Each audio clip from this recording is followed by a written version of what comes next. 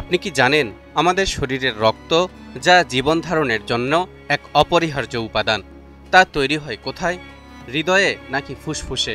না দর্শক, এই রক্ত তৈরি হয় আমাদের শরীরের গভীরে লুকানো এক আশ্চর্য কারখানায়, হাড়ের ভেতর। ভাবুন তো, যেই হাড় দেখলে মনে হয় শুধু একটি কাঠামো, সেটি কিনা কোটি কোটি রক্তকণিকার জন্মস্থান। আর সবচেয়ে অবাক করা বিষয় হলো, আধুনিক বিজ্ঞান যেই তথ্যটি আবিষ্কার করতে পেরেছে মাত্র কয়েক দশক আগে, মহাগ্রন্থ আল কোরআন সেই তথ্যের ইঙ্গিত দিয়ে রেখেছে তার আরও 1400 বছর আগে।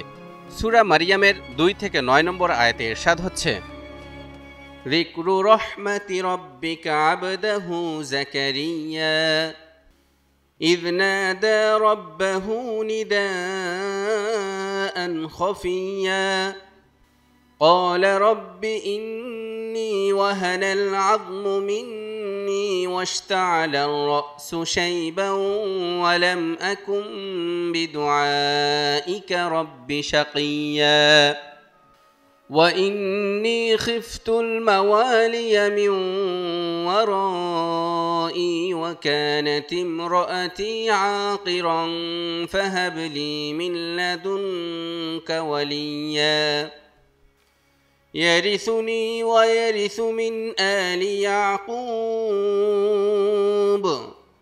واجعله رب رضيا يا زكريا إنا نبشرك بغلام اسمه يحيى لم نجعل له من قبل سميا قال رب أنى يكون لي غلام وكانت امرأتي عاقرا وقد بلغت من الكبر عتيا قال كذلك قال ربك هو علي هين وقد خلقتك من قبل ولم تك شيئا।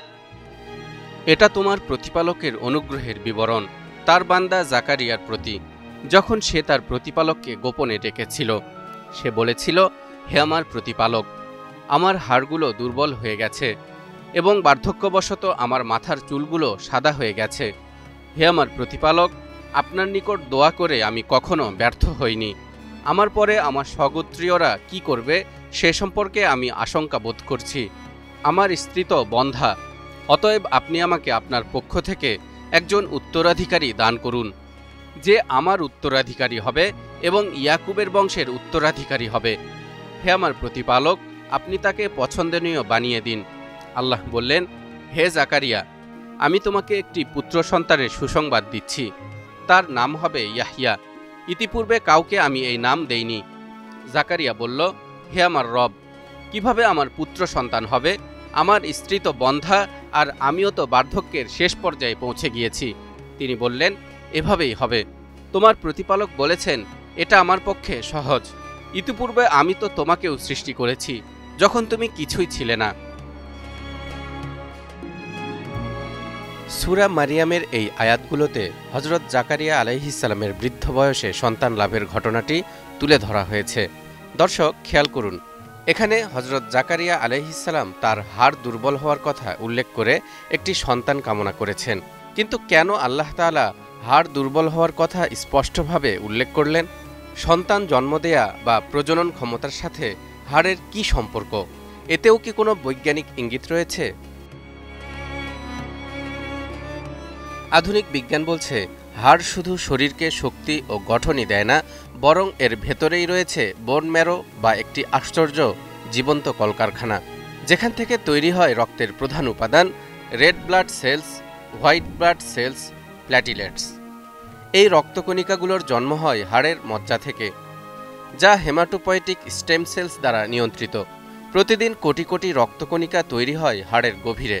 এছাড়া হাড়ে সংরক্ষিত ক্যালসিয়াম ও ফসফরাস শরীরের স্নায়ুতন্ত্র, পেশি এবং এমনকি প্রজনন ক্ষমতার উপরও সরাসরি প্রভাব ফেলে। গবেষণায় দেখা গেছে, হাড়ের দুর্বলতা বা হাড়ের ভেতরের কোষসমূহের অকার্যকারিতা মানুষের প্রজনন ক্ষমতাকে প্রভাবিত করতে পারে। কারণ হাড়ের স্বাস্থ্য ভালো না থাকলে শুধুমাত্র দেহ কাঠামো নয়, বরং পুরো হরমোনাল সিস্টেম ও স্নায়ুতন্ত্রকে বাধাগ্রস্ত করতে পারে। হযরত জাকারিয়া আলাইহিস সালামের দোয়াতে এ বিষয়টির প্রতি ইঙ্গিত করা হয়েছে।